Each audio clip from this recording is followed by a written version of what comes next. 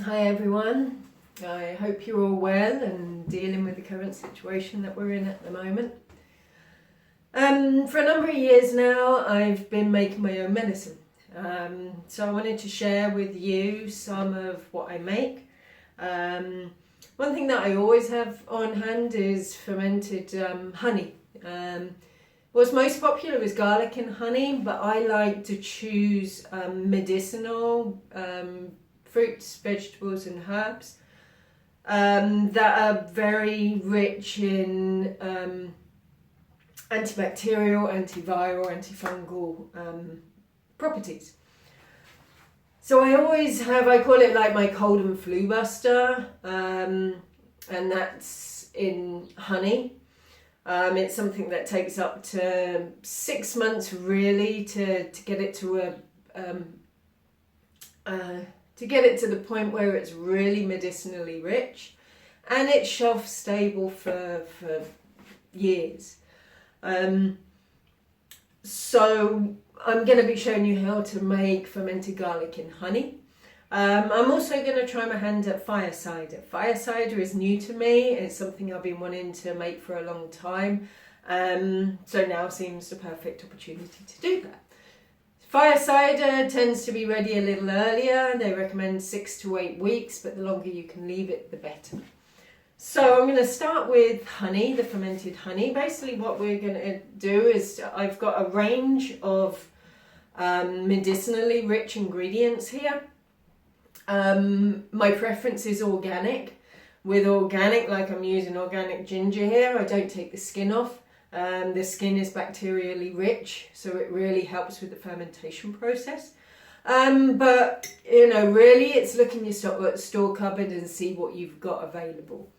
So I always keep a lot of medicinal ingredients to hand. So I've got to put in here, I've got horseradish, ginger, turmeric, garlic, some small shallots. I've got lemon, pine needles, black pepper, rosemary, thyme, chili and lemongrass. Now I'm not going to use all of these in my fermented honey. With the honey, you really want fresh ingredients. So putting licorice root into honey isn't going to do anything. Honey is shelf stable. You've heard of it being found in the tombs in Egypt. It's because it's extremely stable and resistant to spoilage.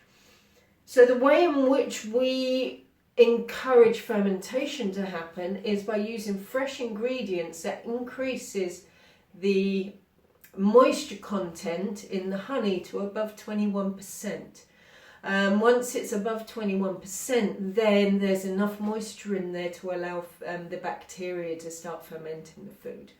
So that's why garlic is really good, fresh garlic to put in, ginger, turmeric. I'll put some dried goods in, but not many. Basically because of the amount of fresh ingredients I've got, I'm creating an environment where fermentation will take place. So then I'm looking at some dried goods to benefit from that. But in the main, I'm using fresh ingredients. For the fire cider, I'm pretty much going to put everything in here. So for fire cider, I'm using an organic, unpasteurized raw apple cider vinegar. For the honey, I'm using a raw honey. So let's start with the fermented honey. Basically all I'm going to do is I'm going to layer up my ingredients into my jar and then pour honey over it. So just garlic's going to be the primary ingredient in here.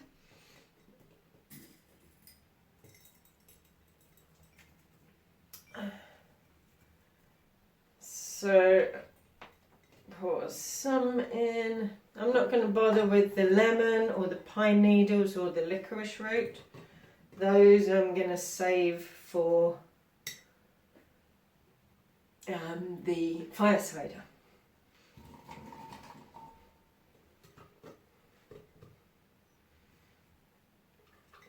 So just going to layer up this, and I'll come back to you later.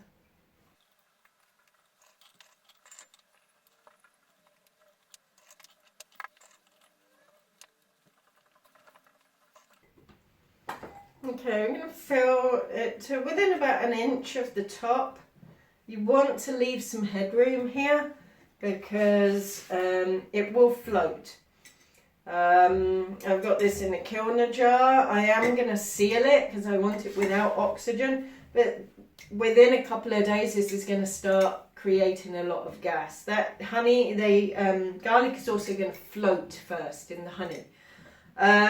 So what I'll be doing, I'm not going to put any weight on because it gets really messy working with honey. So I'm going to be turning this probably twice a day to ensure that honey coats all of the garlic and the ingredients. And I'll be burping it, basically releasing the gas so that it doesn't make a big mess.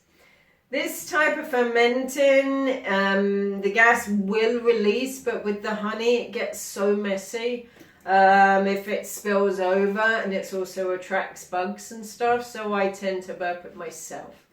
What I don't open it, I just literally open it enough just to release the gas. So then I'm going to take my raw honey and just pour it all over. I've got two different types of honey here. This is a wildflower raw honey from Bulgaria. And this is an acacia raw honey from Bulgaria. So I'm going to use the two, like I'm using the two different types of garlic, to get the benefits from all of them. But basically this is just going to take time to seep through. Okay, so you saw when I filled it up, I'd filled it up to about here. So I wanted to show you just what happens. As the honey runs through, everything starts floating. And that's why you don't want to fill it up too much, because if you fill it right up to the top, then it's just going to start overflowing. So I probably wouldn't even put this much in. I'd probably fill to about here before taking the honey in. But I'm going to leave this as it is. I'm going to close it up. Now there's still a number of air bubbles in here. Now they're going to start moving. Now what's going to happen over the next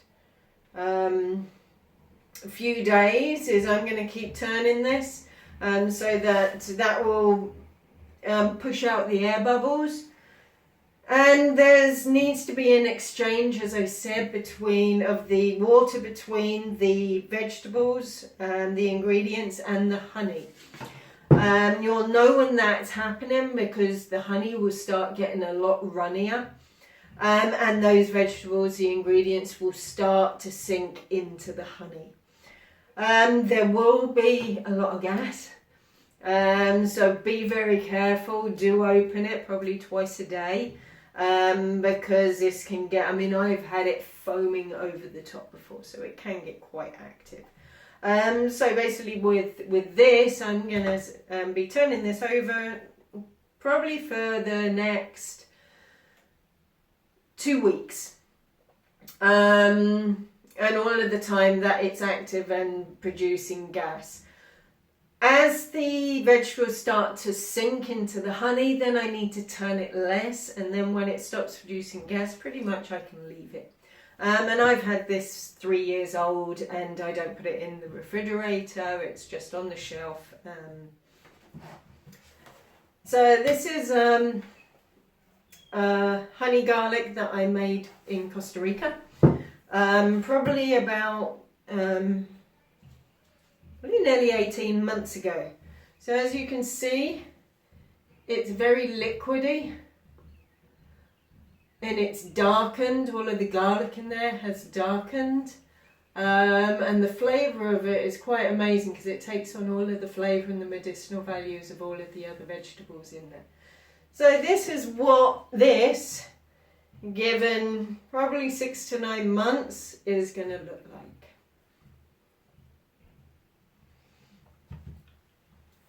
Okay, so now I'm going to go into the fire cider.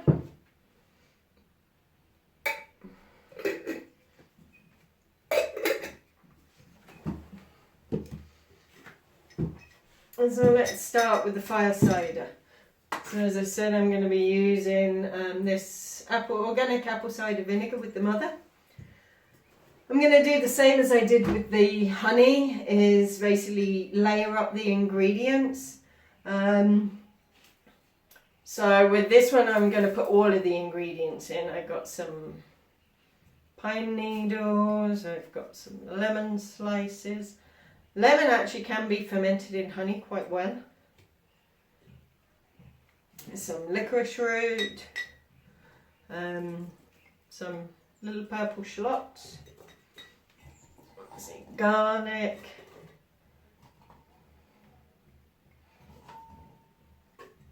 ginger, horseradish and turmeric, thyme, rosemary, a nice stick of lemongrass, and then start all over again.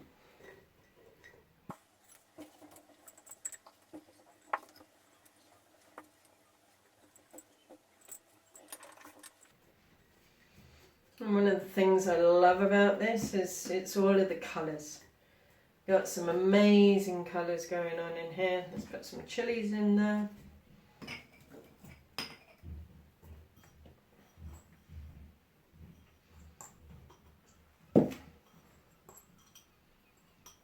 And this is all natural, as I said, you know, it's all ingredients that have got natural antifungal, antiviral, antibacterial properties. Now on this I'm going to put a couple of lemon pieces on the top to help push it down.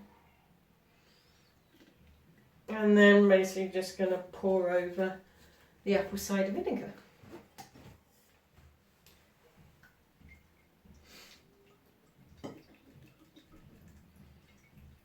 And see, this one's a lot easier to pour in and a lot less messy. This is a 750 ml bottle of vinegar, and this is a 1 litre counter jar. So I probably used about half a litre, so I've got about half a kilo of medicinal ingredients in here and about half a litre of apple cider vinegar. So now I'm going to move it around a bit to get rid of the air bubbles, because I don't want any air in there. This is, if I push it down, I can bring some of them up. And then basically this I'm going to close up and leave it for 6 to 8 weeks. Then I'll strain it out and start using that. Start using the liquid as medicine. It can be used as a daily shot. You can mix it with some water to make it more tolerable. But yeah, that's another one of my medicines. Anything that I can recommend you getting, get yourself a thyme plant. Get yourself a rosemary plant. They're easy to keep in the house. Rosemary doesn't want it too hot, so it may need to go out in the garden. But they're great for making teas. They're great for the respiratory system. They've got antibacterial, antiviral properties. So a simple thing to have in the house is making a tea with these two herbs. Do it as an infusion. What an infusion is, you want to put, you don't want to boil them. Basically you put boiling water onto the herbs and then leave it to steep, preferably by putting a cover over it. And then any condensation that appears on the cover, drip it back into your jar, into your mug. Because the essential oils get lifted up in the steam, and you want those essential oils because they are the medicinal properties that you're really after. Pour that back in, sweeten with a little honey if you need to. Another simple remedy to have in the home. Right, any questions? Don't hesitate to contact me. Then let me know if you start making either fire cider or some fermented garlic and honey.